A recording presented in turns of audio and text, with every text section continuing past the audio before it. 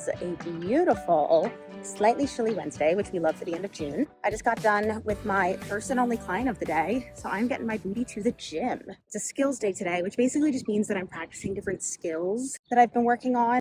It's a lot of kettlebell work, so like snatches, Turkish get-ups, my push-ups, things like that. So a little lower volume, definitely a little bit more endurance-based, but just like the fun stuff. So we're gonna head to the gym, and then once we get back home, I wanna talk a little bit about why I don't run anymore. Okay, let's go. Taking you in this moment, come get close like you own name. Read your aura, you want more of all this love, you'll be your name. Release all of your burdens, it's been me, you'll be searching. Take a load off and your clothes off, just relax, you deserve it. You keep me up at night, got you all on my mind. Seem like that's hard to find when they keep playing games. Gazing into my eyes, give me them butterflies. Take me from low to highs, what you hear every day. Can't get enough.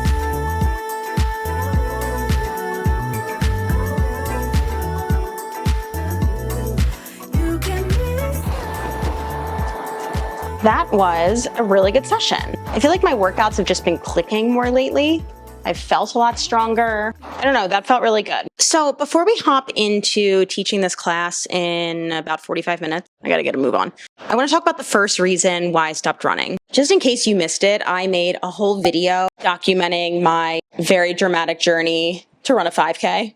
But running is hard, so I thought I would document it. I'm really proud of all of the work that I put in. And after that video was done, I was like, well, I want to keep up running because I've worked this hard for it. Unfortunately, in January, so about 6 months ago, I started having really, really bad foot pain. And it was on my left foot. I also have to say that like my left foot has been messed up since I was in high school. I don't know if I've ever talked about this before. We'll have to make like a whole separate video because it's actually like kind of wild, but I actually had a melanoma on my ankle when I was like 16. So I was a junior in high school. I had to get the melanoma removed. So like the tumor underneath and everything, it was right on my ankle. And just where it laid on my leg, they also thought that it had spread to my lymph nodes in my groin. So we ended up getting 3 of those lymph nodes taken out too for testing. Luckily, the lymph nodes came back benign. So literally all I had to do was like get the surgery, no radiation, no chemo, like so lucky. But it really like fucked up my ankle. Just the incision wouldn't heal right. I couldn't really walk right. It was pretty bad. And I've just had a host of injuries on this left side since then. Stress fractures, ankle mobility issues, hamstring pulls, and then it also has transferred over to my right side. A lot of times when you have an injury on one side, you compensate with the other, which causes overuse. So it's been a whole ordeal. I feel like I said long story short, and that was like long story long. I was having a lot of heel and side of the heel pain. And when I went to go see him, he said 2 main things were wrong. Number 1, I was really heavily weight bearing on the side of my foot. So we worked a lot on exercises that would help get my big toe down, but also like big toe to glute connection. And then number 2 was that my talus, I'll put a little diagram up, like this foot bone right here, was like internally rotated. So he would do a lot of manual work on that too. And then there were also little things like my calves are very overactive because I danced my whole life, so I've spent a lot of time on releve. So giving me exercises to strengthen the muscles on the front of the leg, so the anterior tibialis specifically. And then just different exercises, understanding how to like utilize ground tension and use that ground tension to help connect to my inner thighs, which I've learned from previous sessions with him are also very weak. All that to be said, it hurt to walk, let alone run. Like I would get up in the morning and put my foot down and it would be like 8 out of 10 pain. Like I would just like kind of hobble on my right foot until it kind of desensitized. But I was in like chronic foot pain for about 3 months. So that's the first reason. There's 2 more, but we have to get ready for this class. So this is a really old class that I posted like at the beginning of me recording things. It's a Lady Gaga posture workout. Don't know what that is, but we love Gaga. And I've just been going through the archives and like looking at things that I could refilm because now I have better equipment. I understand like lighting and editing better. So we're just refilming this today and I teach it live because honestly, it gives me the accountability to actually film it. And I also think my cueing is just like better live, like when I know I have like an audience to perform for. Anyway, we're going to teach this class and then we will come back and we will talk a little bit more about why I'm no longer running.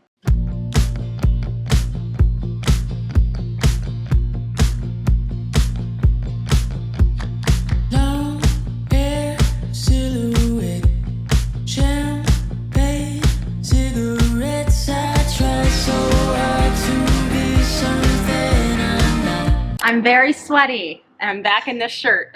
But let's finish this out by talking about the third reason why I decided to stop running. When I tell you, I was as confused watching and editing this footage as you are watching this right now. What about the shirt? What happened to reason number 2? Don't know where that footage went, so we're going to talk about it now. Editing Justina. We're also wearing another one of Kevin's oversized shirts. So that we don't have to drag this out, honestly, I couldn't commit to the time of it. To progress as a runner, one of the main ways you do that is to continue running for more and more time and longer stretches of time. And you fit that in during my day that wasn't even necessarily like, oh, I'm gonna go run for 30 minutes right now. It's getting changed, warming up, finding the right path. I'm lucky enough to live in an area in the world, let alone in New York City, where I can walk out my door and start running. But then the time after of getting changed, well, do I need to look presentable? Do I need to take a shower? There's a lot that goes into it aside from just, I'm gonna get up and go run for 30 minutes now. So the time commitment of it was a huge deterrent for me. And that is reason number 2. All right, back to reason number 3. I literally don't know where that footage went, and we're not refilming a whole vlog. But let's finish this out by talking about the third reason why I decided to stop running. Honestly, that reason is because I don't actually think I enjoyed it. You know, if you go back and watch all of those videos of me like talking about running and going through that journey, so much of that process was me trying to figure out how to distract myself in the moment from the fact that I was running. The Nike Run Club app, making great music playlists, focusing on my breathing, like trying in every way, shape, and form to get my brain off the fact that I'm running. And I understand that, like, you know, there are things like cardio and even strength training, like things are hard, right? But when I'm strength training, even if it's hard, I am at the end of the day, like enjoying it. When I'm dancing, it's hard, but really I am enjoying it. If I'm going on a walk, sometimes that's hard, but I enjoy it. And there was never a point when I was running where I stepped back and was like, I'm enjoying this. What I did enjoy was being able to say that I'm a runner. And I think that that's the key. You know, I watch people who run races and I look at them and I go, I want to be special. I want to be special like you. And I think that there does come a time where you have to step back and just be like, is this worth it? Is being able to say, I do this hard thing or I've accomplished this hard thing, is it worth what it takes to get there? And at this point, my answer is no. Like, I really don't have any interest in running aside from just like wanting to be special. So that's the video today. I know you're probably thinking like, why was this necessary to make?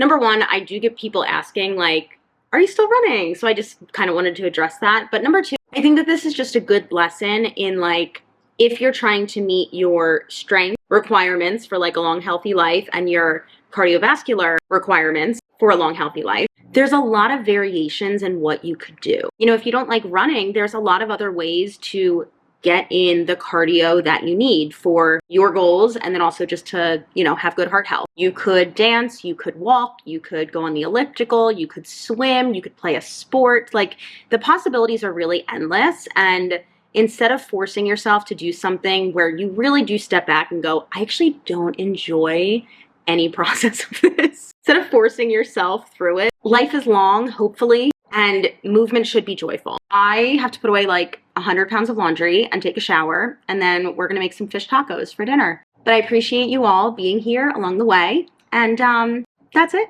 Have a wonderful rest of your day. Bye. Mwah.